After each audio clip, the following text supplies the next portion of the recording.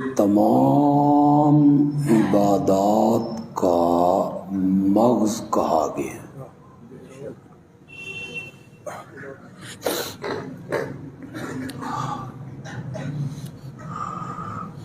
امام الانبیاء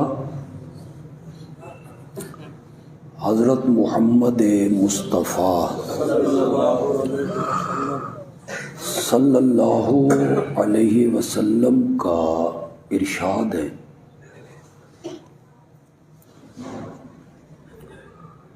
الدعاء هو العبادہ،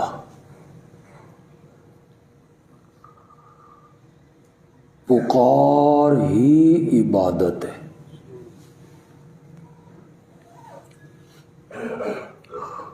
اور ایک موقع پر آپ نے ارشاد فرمایا، الدعاء مخ العبادہ،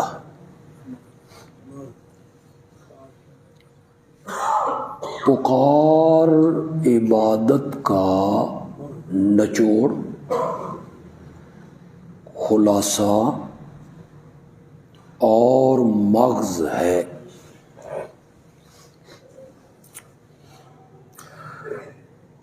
یہ پکار جسے عبادت کہا گیا، یہ غائبانہ پکار ہے۔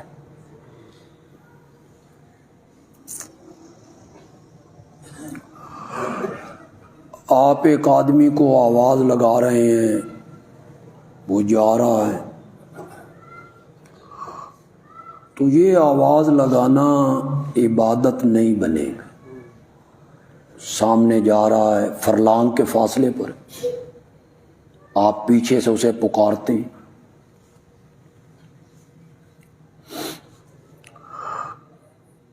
قرآن نے ایک جگہ پہ کہا کہ احد کے میدان میں صحابہ کے پاؤں اکھڑ گئے اور اللہ کے رسول یدعوکم، تمہیں پکار رہے تھے، بلا رہے تھے، آ جاؤ، واپس آؤ۔ تو وہاں بھی یدعو کے لفظ ہیں، لیکن وہ پکار عبادت نہیں ہے۔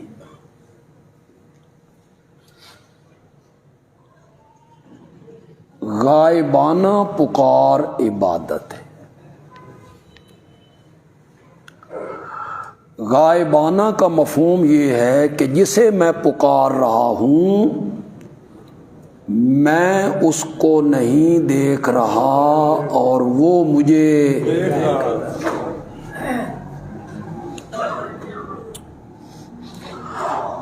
اور بغیر کسی ذرائع کے، مشینری کے، شعاعوں کے، وہ میری پکار کو سن رہا ہے۔ اس نظریے سے جب آپ پکاریں گے تو یہ پکار کیا بنے گی؟ عبادت۔ اللہ کرے لوگ اس حقیقت کو سمجھ جائیں، انہیں سمجھانے والا بھی کوئی نہیں، اور لوگ دھوکہ دے دیتے ہیں۔ ریڈیو کا آواز کہیں سے کہیں جا رہا ہے، ٹی وی کا آواز کہیں سے کہیں جا رہا ہے، وائرلیس کا آواز کہیں سے کہیں جا رہا ہے، موبائل کا آواز کہیں سے وہ سعودی عرب میں بول رہا ہے، میں یہاں سن رہا ہوں۔ تو لوگ کہتے ہیں کہ یہ چھوٹا سا حال ہے، یہاں کی آواز وہاں سب سن رہے ہیں، تے بزرگاں نوں ایڈی طاقت بھی کوئی نہیں۔ یہ ذرائع ہیں، وسائل ہیں، اسباب ہیں، مشینری ہے۔ ریڈیو کے سیل کھسکا دیے جائیں تو آواز نہیں آتی، ٹی وی کا سوئچ آپ آف کر دیں تو کوئی تصویر نہیں آتی، اور موبائل کی بیٹری آپ نکال دیں کچھ سنائی نہیں۔ یہ اسباب کے تحت ہے، ذرائع کے تحت ہے، اور رب سنتا ہے بغیر اسباب کے۔ وہ پکار کیا بنے گی؟ عبادت۔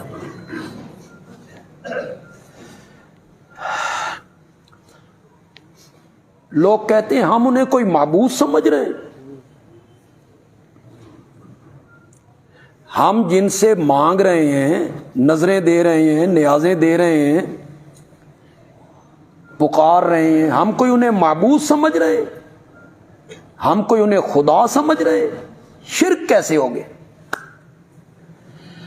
اگر پکار غائبانہ عبادت ہے،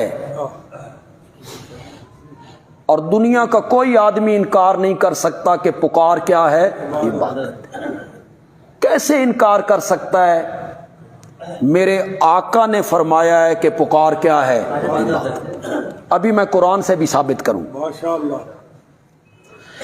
جب میرے آقا نے کہہ دیا بات ختم ہو گئی. الدعاء هو العبادہ، عبادت. الدعاء مخ العبادہ. بے شک. اگر غائبانہ اس نظریے سے پکارنا کہ جس کو میں پکار رہا ہوں میں اس کو نہیں دیکھ رہا اور وہ مجھے اور ہر جگہ سے میری پکار کو سنتا ہے، بغیر اسباب کے، وسائل کے، مشینری کے، ذرائع کے سنتا ہے، تو یہ پکار عبادت ہے. عبادت ہے.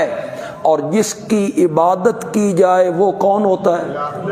معبود. پھر آپ کیوں کہتے ہیں کہ ہم کوئی انہیں معبود سمجھ کے بلا رہے ہیں؟ جس کو اس نظریے سے پکارا جائے کہ وہ غائبانہ میری پکار کو سن رہا ہے تو یہ پکار عبادت ہو گئی، اور جس کو پکارا گیا ہے اس کو کیا سمجھ لیا؟ معبود سمجھ لیا.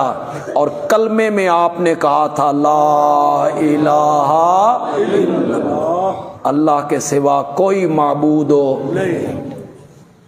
جزاک اللہ. ماشاءاللہ. جب میرے آقا نے یہ ارشاد فرمایا نا الدعاء هو العبادہ، پکار عبادت ہے،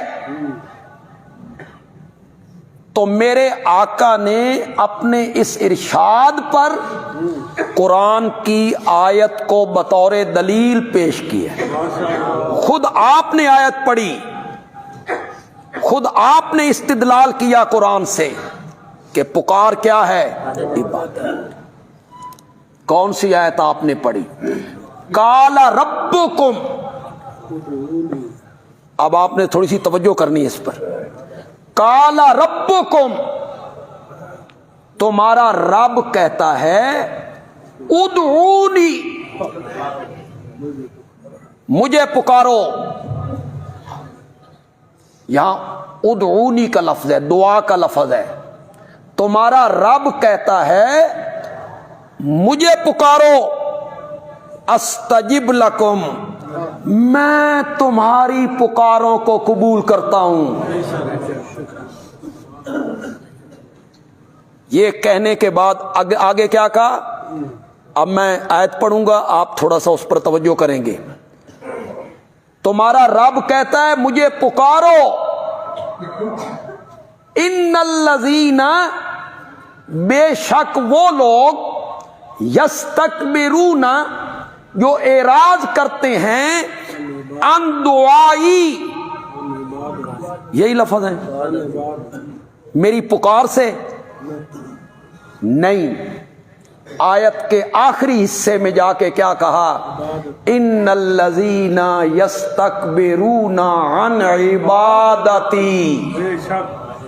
اور پہلے حصے میں کیا کہا تھا؟ ادعونی، مجھے پکارو. تو آخری حصے میں جا کے کہنا چاہیے تھا جو میری پکار سے اعراض کرتے ہیں نا میں انہیں جہنم میں دھکیل دوں گا. لیکن آخری حصے میں جا کے دعائی نہیں کہا، پکار کا لفظ نہیں کہا. آخری حصے میں جا کے کہا ان الذین یستکبرون عن عبادتی. میرا رب یہ انداز اپنا کے بتانا چاہتا ہے اوے لوگو پکارنا کیا ہے. یہ میرے آقا نے پیش کی، میں نہیں پیش کر رہا ہوں. یہ نبی اکرم صلی اللہ علیہ وسلم نے یہ آیت پڑھی. کس بات پہ پڑھی؟ جب آپ نے فرمایا کہ پکار کیا ہے؟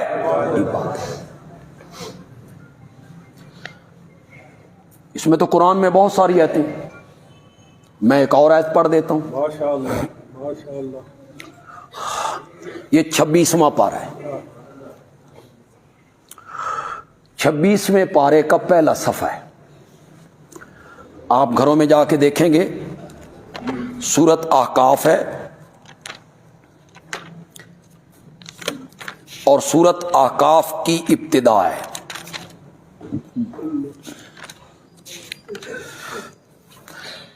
میرے رب نے یہاں بڑا خوبصورت انداز اپنایا ہے.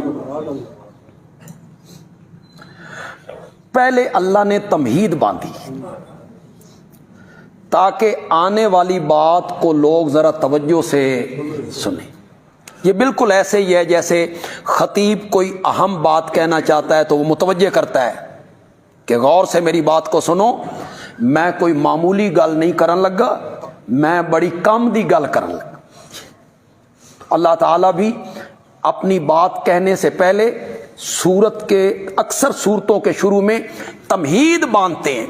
فرمایا تنزیل الکتاب من اللہ العزیز الحکیم. معمولی کتاب نہیں سمجھنا، اس کتاب کو نازل کرنے والا جو ہے نا وہ سب پر غالب بھی ہے اور اس کا ہر کام حکمت پر مبنی بھی ہے. اسے معمولی کتاب نہیں سمجھنا، یہ دیکھنا ہے کہ بھیجنے والا کون ہے. اس کے بعد فرمایا ما خلقنا السماوات والارض وما بینہما. آسمانوں، زمین اور جو کچھ آسمان و زمین کے مابین ہے، سورج، چاند، ستارے، پہاڑ، سمندر، شجر، حجر، جتنی کائنات کی چیزیں ہم نے پیدا کی ہیں، ان کو ہم نے پیدا نہیں کیا الا بالحق. یہی آیت میں نے پچھلے جمعے پہ پیش کی تھی. بالحق. یہ کائنات کسی شخصیت کے لیے ہم نے نہیں بنائی، یہ کائنات ہم نے بنائی ہے حق کو ظاہر کرنے کے لیے، بالحق لإظہار الحق، حق کو واضح کرنے کے لیے یہ کائنات ہم نے بنائی ہے. اور اس کائنات کا سب سے بڑا حق ہے مسئلہ توحید، لا الہ الا اللہ. یہ کائنات ہم نے اس مسئلہ توحید کے لیے بنائی ہے تاکہ بطور دلیل اسے پیش کیا جائے. یہ اللہ تعالیٰ نے واضح کیا کہ آسمانوں کی ہر چیز میں نے بنائی، آسمان میں نے بنائے، سورج، چاند، ستارے میں نے بنائے، چلتے ہوئے پانی پہ زمین کو میں نے بچھایا، وہ ڈولنے لگی تو اس پر پہاڑوں کی میخیں ہم نے ٹھونکی، پھر اس کا سینہ چیر کر سمندر، دریا، نہریں، ندیاں، نالے ہم نے بہائے، پھر پتھروں کے سینے چیر کر اس میں سے چشمے ہم نے جاری کیے. یہ پھل ہیں، یہ پھول ہیں، یہ نباتات ہیں، جمادات، یہ ساری کائنات اور کائنات کا ایک ایک ذرہ ہم نے بنایا ہے. یہ کہنے کے بعد اللہ کہتے ہیں کل، میرے پیغمبر ان مشرکین کو کہے ارائیتم، ارائیتم کا معنی تو اخبرونی، مجھے بتاؤ، یا معنی کریں گے بھلا دیکھو تم، مجھے بتاؤ ما تدعون من دون اللہ ارونی ماذا خلقوا من الارض. جن جن کو اللہ کے سوا تم پکارتے ہو ذرا مجھے بھی دکھاؤ نا، انہوں نے زمین کی کون سی چیز بنائی ہے؟ ہم نے تو ہر چیز کو بنایا ہے. تم جو انہیں میرا شریک بناتے ہو، تم کہتے ہو کہ وہ مشکل کشا ہیں، حاجت روا ہیں، چھپر پھاڑ کے دیتے ہیں، تو میں نے تو کائنات کی ہر چیز بنائی ہے. تو مجھے بتاؤ نا اللہ کے سوا جن کو تم پکارتے ہو انہوں نے زمین کی کون سی چیز بنائی؟ ام لہم شرکن فی السماوات، یا آسمانوں کے بنانے میں ان کا بھی کوئی سانجا ہے؟ میرے ساتھ وہ ملے تھے، میری مدد کی تھی انہوں نے، آسمانوں کے بنانے میں ان کا کوئی سانجا ہے؟ ایتونی بے کتاب من قبل ھذا، زمین کی کون سی چیز انہوں نے بنائی؟ آسمان میں ان کا کوئی سانجا ہے؟ یہ جب ثابت کرنا ہے نا تے قصے کہانیاں نال ثابت نہیں کرنا، جھوٹی روایتاں نال ثابت نہیں کرنا، بزرگاں دے خواباں نال ثابت نہیں کرنا۔ ایتونی بے کتاب من قبل ھذا، اس سے پہلے کی کوئی کتاب بطور دلیل لاؤ، تورات میں ہے، انجیل میں ہے، زبور میں ہے۔ ایتونی بے کتاب من قبل ھذا او اثارۃ من علم، یا نبیوں کا علم، کوئی دلیل، کسی نبی کا کوئی قول اس پر پیش کرو کہ انہوں نے فلاں چیز بنائی، فلاں چیز بنائی، اس لیے ہم انہیں پکارتے ہیں۔ آگے اللہ نے فرمایا اگر تم دلیل پیش نہ کر سکو تو پھر میرا فتویٰ بھی سنو۔ اب فتویٰ کون لگا رہا ہے؟ اللہ، اور بڑا ڈاڈھا فتویٰ لایا اللہ نے، فرمایا من اضلو، اضلو کا کیا معنی ہے؟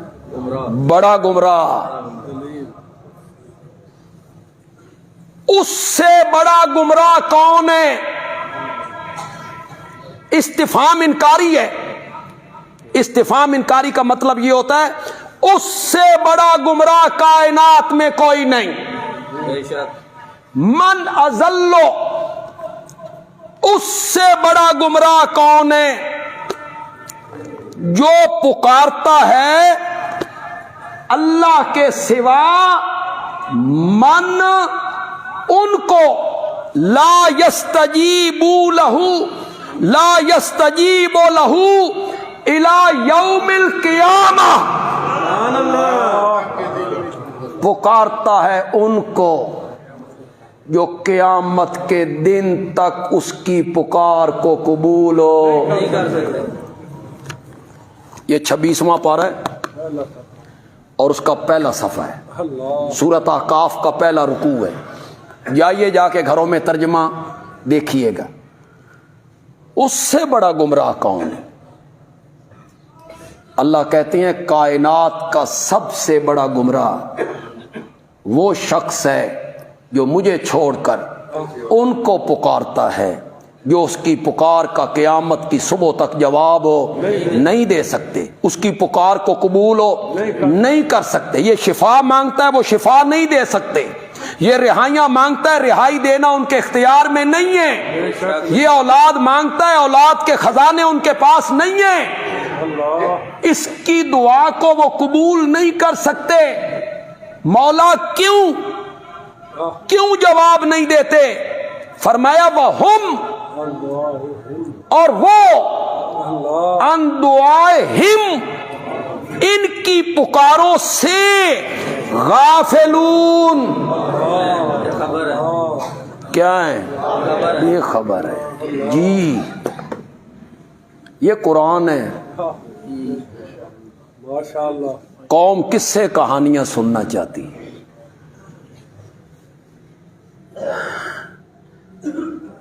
کسی بزرگ کی قبر پہ کوئی فاتحہ پڑھنے گیا تو قبر سے آواز آئی جا جا کسی مردے واسطے پڑھ، یا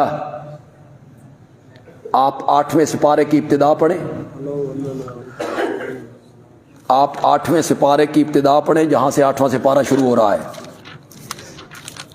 اللہ نے وہاں ناممکن چیزوں کا ذکر کیا ہے جو ممکن نہیں۔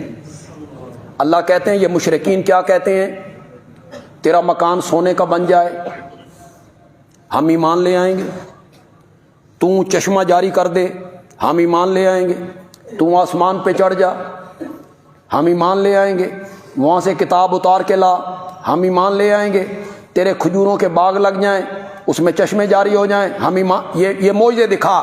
اللہ کہتے ہیں وَلَوْ أَنَّنَا نَزَّلْنَا إِلَيْهِمُ الْمَلَائِكَةَ، اور اگر ہم اتار دیں ان کی طرف فرشتے، انہیں فرشتے نظر آنے لگ جائیں، یہ ہو نہیں سکتا، ناممکن ہے۔ او کلمہم الموتى، یا ان سے باتیں کرنے لگ جائیں مردے۔ ناممکن چیزوں میں گنا ہے اللہ نے کہ مردوں کا باتیں کرنا ممکن نہیں ہے۔ ان ناممکن چیزوں میں اللہ نے 8ویں پارے کی ابتدا میں ذکر کیا، وَكَلَّمَهُمُ الْمَوْتَى وَحَشَرْنَا عَلَيْهِمْ كُلَّ شَيْءٍ قُبُلًا، ہم ہر چیز کو ان کے سامنے لے آئیں، کائنات کی ہر چیز ہم زندہ کر کے ان کے سامنے لے آئیں۔ مَا كَانُوا لِيُؤْمِنُوا، یہ ضدی لوگ ہیں، انہوں نے ایمان قبول ہو مردوں کا بولنا ناممکن، لیکن یہاں قرآن کو نہیں دیکھتا نا۔ وہ جو کسی نے کہہ دیا کہ اندر سے آواز آئی اور کسی نے لکھ دیا، تو بغیر کسی دلیل کے اس پر لوگ ایمان لا رہے ہیں۔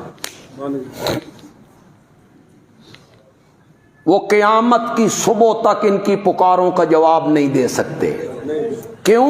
وَهُمْ مَنْ دُعَائِهِمْ غَافِلُونَ، وہ ان کی پکاروں سے کیا ہیں؟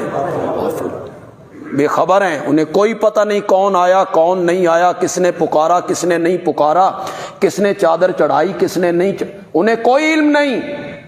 اللہ، اب کئی لوگ کہیں گے یہ تو بتوں کے بارے میں، اور بندیالوی صاحب انہیں بزرگوں پہ فٹ کر رہے ہیں، یہ تو بتوں کے بارے میں، وہ تو بت پوجتے تھے۔ اگلی آیت میں اللہ نے اس دا بھی رگڑا کٹ دیا۔ اللہ اکبر، ماشاءاللہ، اللہ کو پتا تھا نا۔ اگلی آیت پڑھیں پھر، وَإِذَا حُشِرَ النَّاسُ، الناس کا کیا معنی ہے؟ شاباش شاباش۔ اور جب اکٹھے کیے جائیں گے لوگ، وَإِذَا حُشِرَ النَّاسُ كَانُوا لَهُمْ أَعْدَاءً، جاگو بھائی، سونا نے ایڈی خوبصورت میں گل کر رہے ہیں اللہ اور آپ سو رہے ہیں یار۔ اللہ، وَإِذَا حُشِرَ النَّاسُ، جب لوگ اکٹھے کیے جائیں گے، كَانُوا لَهُمْ أَعْدَاءً، وہ ہو جائیں گے ان پکارنے والوں کے دشمن۔ بت تو پتھر کے بت دشمن ہو جائیں گے۔ كَانُوا لَهُمْ أَعْدَاءً، تو جن کو یہ پکارتے تھے وہ ہو جائیں گے ان کے دشمن۔ وَكَانُوا بِعِبَادَتِهِمْ کافرین، اور وہ ہو جائیں گے ان کی عبادت سے انکاری۔ وہ کہیں گے ہمیں تم نے کوئی نہیں پکارا۔ میں کئی مرتبہ بیان کر چکا ہوں، کتنی سادگی سے سادگی کہوں، فریب کہوں، دیدہ دلیری کہوں، وہ تو بت پوجتے تھے جی، یہ ایتیں تو بتوں کے بارے میں ہیں جی، بتوں والی ایتیں ہم پر فٹ ہو رہی ہیں، وہ تو بتوں کے پجاری ہیں، بت پوجتے تھے۔ کیوں جی؟ عیسائی جو ہیں، عیسائی نبی پاک کے زمانے میں تھے، عیسائی وہ بت پوجتے تھے نا۔ خوف خدا کرو، ڈرو اللہ سے، مرنا نہیں ہے، اللہ کو جواب نہیں دینا ہے۔ عیسائی جو ہیں، عیسائی وہ بت پوجتے تھے، وہ بتوں کے پجاری تھے، بتوں کی پوجا پاٹ کرتے تھے۔ قرآن نے بتوں کی پوجا پاٹ سے منع کیا اور کہا کہ وہ مکھی پیدا نہیں کر سکتے، سن نہیں سکتے، قبول نہیں کر سکتے۔ یہ آج کے عالم نے کہا، ہمارے خطیب نے کہا، اور آمنہ کے لال نے کیا کہا؟ اٹھا بخاری، مسلم، ترمذی، ابن ماجہ، نسائی، مشکات، مسند احمد، موطا، جو حدیث کی کتاب آپ کے گھر میں ہے اٹھاؤ،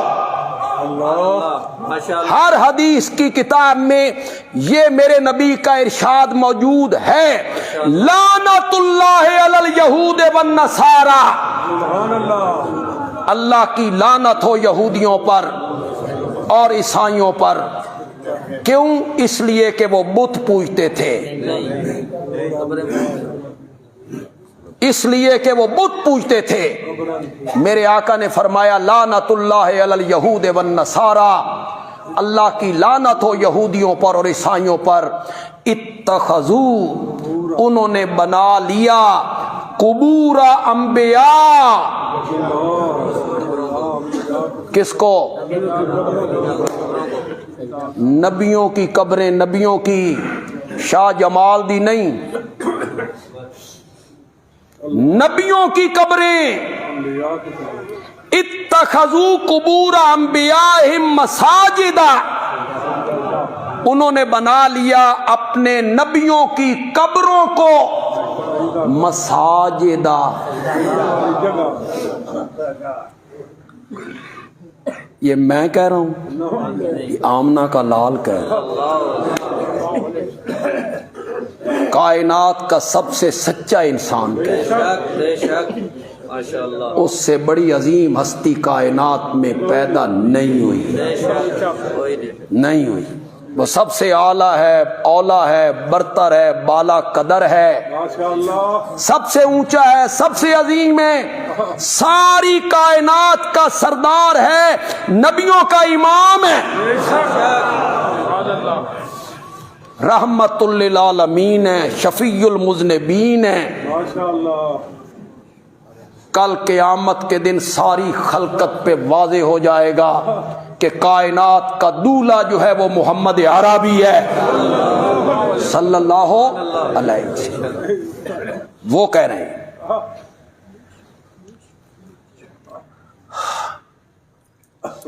یہ ہم ہی سے سنتے ہو یار،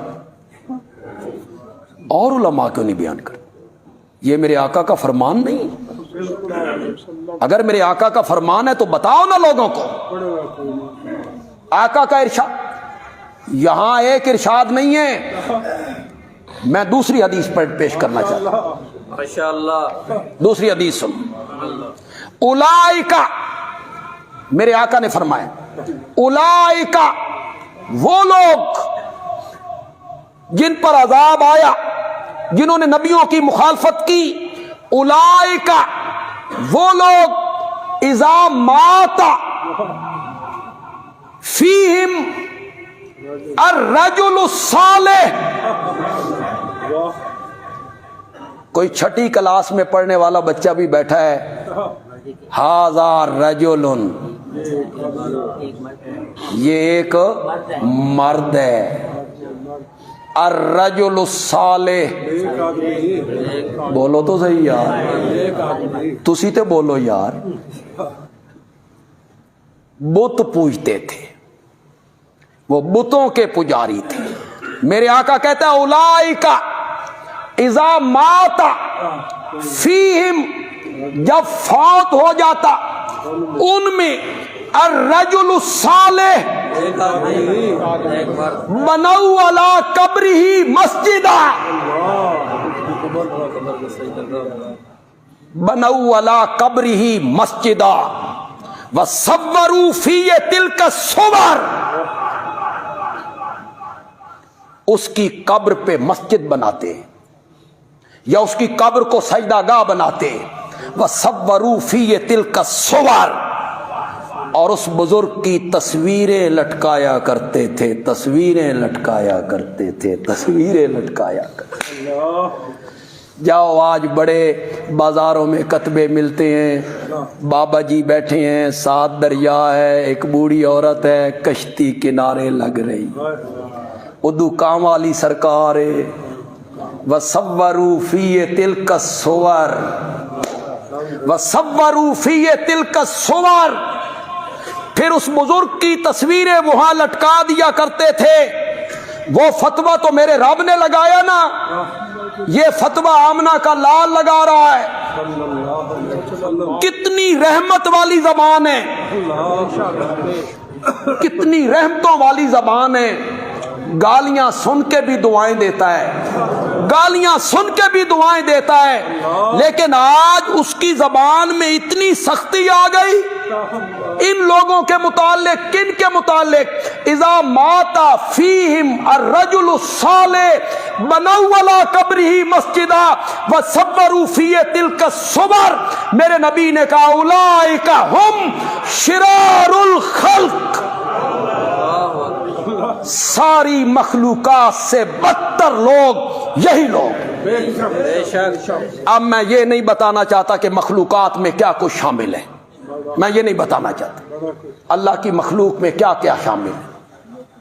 اولئک ہم شرار الخلق، ساری خلقت میں اگر کوئی بدتر لوگ ہیں تو یہی لوگ۔ کون؟ اذا مات فیہم الرجل الصالح بنوا علی قبرہ مسجدا وصوروا فیہ تلک الصور۔ میں آپ سے تو مخاطب نہیں ہوں، آپ میرے ساتھی ہیں۔ فیس بک کے ذریعے لاکھوں لوگ ہماری اس تقریر کو سنتے ہیں، میں ان سے مخاطب جن جن تک میری یہ آواز پہنچ رہی ہے۔ میں نے آقا کے 2 فرمان پڑھے ہیں، 2 فرمان پڑھے ہیں اپنے آقا کے۔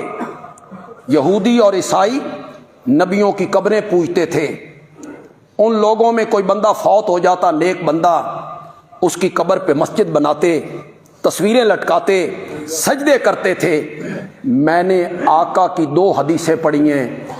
تیرا خطیب کہتا ہے وہ بت پوجتے تھے، آمنہ کا لال کہتا ہے وہ نبیوں کی قبریں پوجتے تھے۔ فیصلہ تیرے تے چھڑ دینا، اپنے خطیب دی من لے یا آمنہ دے لال دی من لے، فیصلہ تجھ پہ۔ خطیب کی ماننی ہے، اس نے کام نہیں آنا، اس نے ککھ کام بھی نہیں آنا۔ آمنہ کے لال کی مان معاشر میں حوض کوثر پہ بھی کام آئے گا۔ آمنہ کے لال کی مان ان کے حمد والے جھنڈے کے نیچے جگہ بھی ملے گی۔ آمنہ کے لال کی مان وہ قیامت کے دن تیرے حق میں شفاعت کے لیے لب بھی کھولے گا۔ ان کی ماننا جنہوں نے قیامت کے دن حوض کوثر سے جام پلانے ہیں، اللہ ہماری قسمت میں فرما دے۔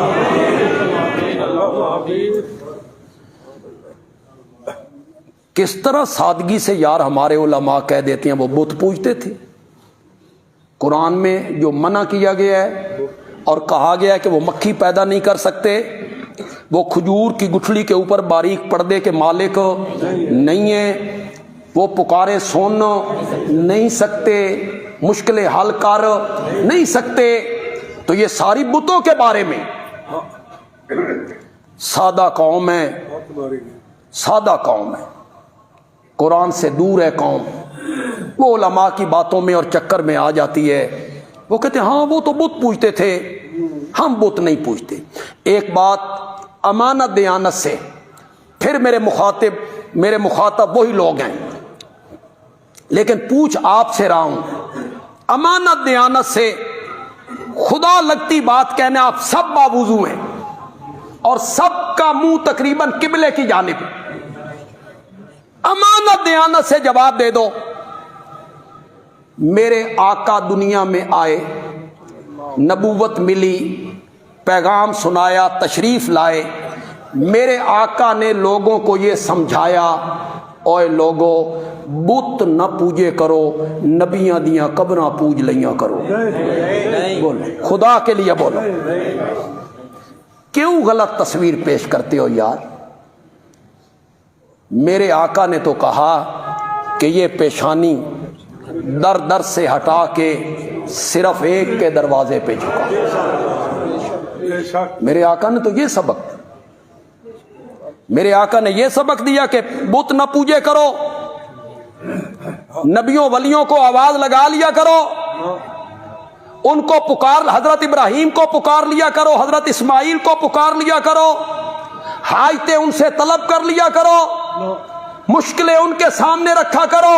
نہیں ہو وَلْيَسْأَلْ أَحَدُكُمْ رَبَّهُ حَاجَتَهُ كُلَّهَا حَتَّى شِسَّ نَالِهِ إِذَا انْقَطَعَ فَإِنَّهُ إِن لَّمْ يُيَسِّرْهُ لَمْ يَتَيَسَّرْ او کما قال النبی صلی اللہ علیہ وسلم۔ تم میں سے ہر ایک کو چاہیے کہ وہ اپنی ہر حاجت اپنے رب سے مانگے۔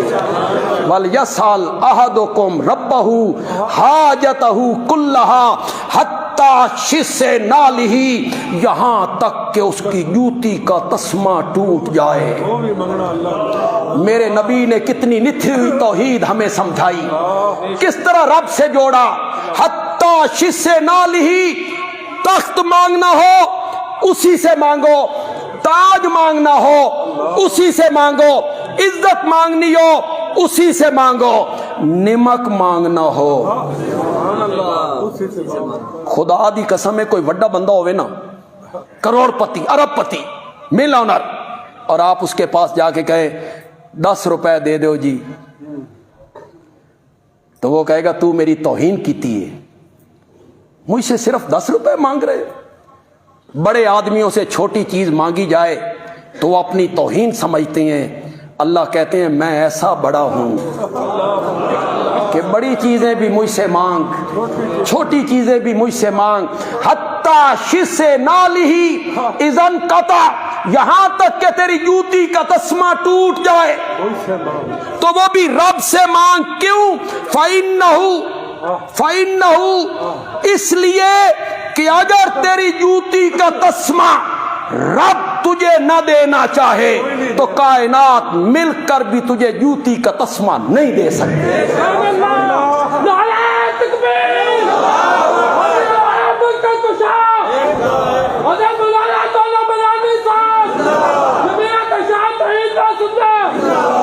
میرے نبی نے تو یہ سبق دی۔ سوال کرنا ہے تو کس سے کرنا ہے؟ میرے نبی کے چچا زاد بھائی عمر میں بہت چھوٹے، انتقال، میرے نبی کے انتقال کے وقت ان کی عمر 13 سال، صرف 13 سال۔ تو جب یہ آپ انہیں نصیحت کر رہے ہیں تو اس وقت پتہ نہیں عمر 9 سال ہوگی، 10 سال ہوگی۔ نام ہے عبداللہ ابن عباس رضی اللہ تعالی عنہ۔ ان کی خالہ حضرت میمونہ میرے نبی کی زوجہ محترمہ ہے۔ تو جب نبی پاک کی باری ان کے خالہ والے گھر ہوتی نا جس دن، تو یہ بھی رات اپنی خالہ کے ہاں گزارا کرتے تھے، پھر نبی پاک کو وضو کرواتے۔ قرب رہا نا تو بہت بڑے مفسر بنے، 13 سال کا بچہ۔ میرے نبی نے فرمایا عبداللہ تجھے ایک بات کہوں۔ وہ نصیحت جو میرے نبی نے عبداللہ کو کی، حضرت عبداللہ کو کی رضی اللہ تعالیٰ عنہ، وہ آپ سب کے لیے۔ آج اس نصیحت کو نوٹ کیجیے، وہ نصیحت آپ سب کے لیے۔ آپ نے فرمایا تجھے ایک نصیحت کہوں کہ ہاں؟ فرمایا اذا سالتا،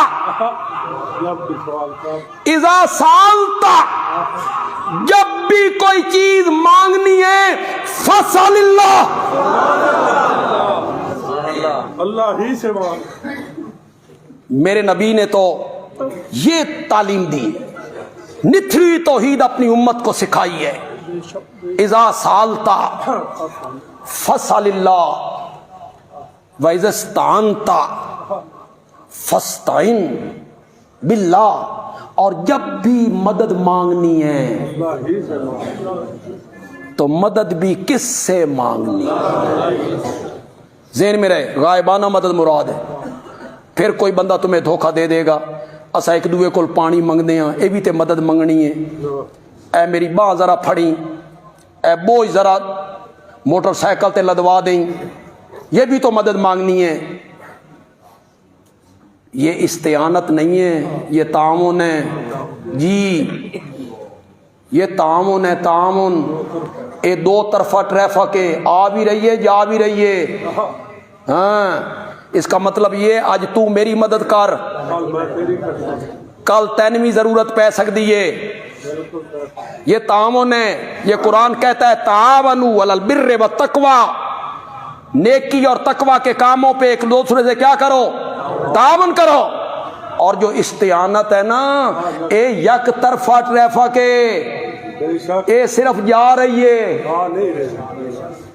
اس کا یہ معنی نہیں ہے مولا آج تو میری مدد کر، کل تینویں ضرورت پہ سکتی.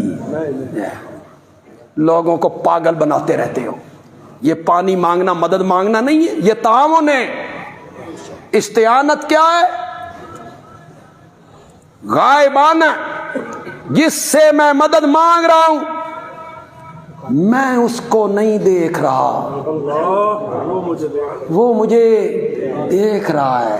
اور بغیر کسی اسباب کے ہتھا نال چاہ کے مدد نہیں کرنی. ہم نے دولت مانگی ہے تو ہتھا نال نہیں دینی، بیل لاؤ نا. غائبانہ مدد کرنے پر کیا ہے؟ قادر. سمجھانا آپ کو یہ چاہتا تھا کہ قرآن میرے آقا کا فرمان ہمیں اس طرف راغب کر رہا ہے کہ پکار عبادت ہے. پکار کیا ہے؟ عبادت ہے. اور اگر پکار عبادت ہے تو پھر عبادت حق کس کا ہے؟ پکار عبادت ہے، عبادت حق کس کا ہوا؟ تو پکارنا ہے تو صرف کس کو پکارنا ہے؟ یہ جو آیت میں نے پڑھی 26ویں پارے کی، اس سے جو بات میں ثابت کرنا چاہتا تھا وہ درمیان میں رہ گئی. قرآن نے پکار کو عبادت قرار دی. کیسے؟ آیت کو شروع کیا من اضل ممن یدعو، یعبد نہیں جو اللہ کے سوا کسی کی عبادت کرتا ہے، نہ یدعو پکارتا ہے، پکارتا ہے. پکار کا ذکر پھر کہا وَهُمْ مَنْ دُعَائِهِمْ، اور وہ ان کی پکار سے غافل ہیں، یہ ذکر کیا. اور اگلی آیت میں کیا کہا؟ وَإِذَا حُشِرَ النَّاسُ كَانُوا لَهُمْ أَعْدَاءً وَكَانُوا بِعِبَادَتِهِمْ. دوسری آیت میں جا کے کیا کہا؟ کانو بعبادتہم. پہلی آیت میں کیا کہا؟ یدعو. پہلی آیت میں کیا کہا؟ دعائہم. دوسری آیت میں کیا کہا؟ کانو بعبادتہم.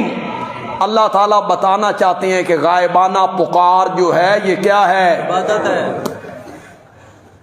غائبانہ پکار عبادت ہے تو عبادت حق کس کا ہے؟ اللہ کا. جگہ جگہ رب نے اس کو ذکر کی. قال ربکم، تمہارا رب کہتا ہے ادعونی، مجھے پکارو، استجب لکم، میں تمہاری پکاروں کو قبول کرتا ہوں. ان الذین یستکبرون عن عبادتی سیدخلون جہنم. جو لوگ ہماری عبادت سے منہ موڑتی ہیں، تکبر کرتی ہیں، جہنم میں داخل ہوں گے. ان کے لیے جہنم ہے. تو قرآن نے سورۃ حامیم مومن میں کیا کہا کہ پکار کے لائق اگر کوئی ہستی ہے تو وہ صرف کون ہے؟ ان المساجد للہ فلا تدعوا مع اللہ احدا. ان المساجد للہ، یہ ترجمہ کرو پھر تے تواڈے پلے کھ بھی نہیں رہ جانا. اس کا ترجمہ بھی کرنا، ان المساجد للہ، مسجدیں کس کے لیے؟ مسجدیں میرا گھر ہیں. ان المساجد للہ، اللہ ہی کی ہے. مسجدیں اللہ کے لیے، مسیتاں میرا گھر نے. فلا تدعو مع اللہ احدا، اللہ کے ساتھ کسی اور کو مت پکارو. ماشاء اللہ. مسجدیں میری ہیں تو ان مسجدوں میں پکار بھی میری ہونی چاہیے. ان المساجد للہ فلا تدعو مع اللہ احدا. سمجھانے کے لیے کہا کرتا ہوں، کئی مرتبہ کہہ چکا ہوں. کچھ نئے لوگ آئے ہیں تو اللہ کرے ان کے پلے کوئی بات پڑ جائے. گھر ہو میرا،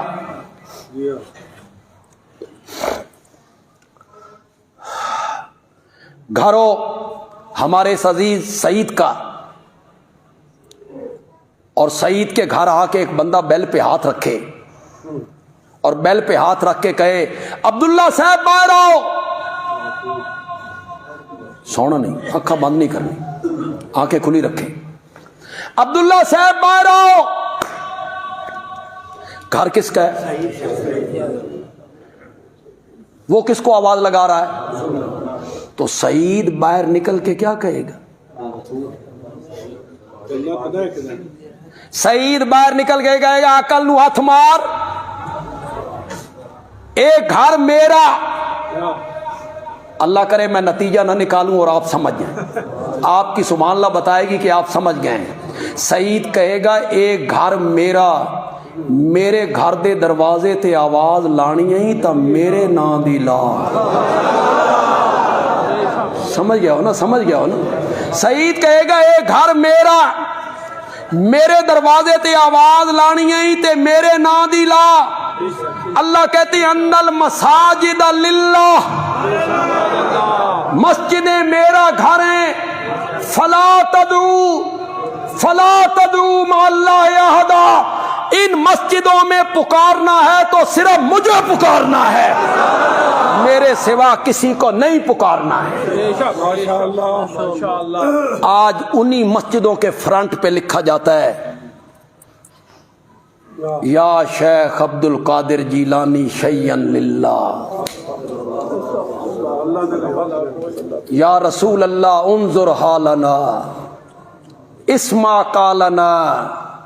انہی مسجدوں کے در و دیوار پہ لکھا جا رہا ہے یا شیخ عبد القادر جیلانی شیئا للہ.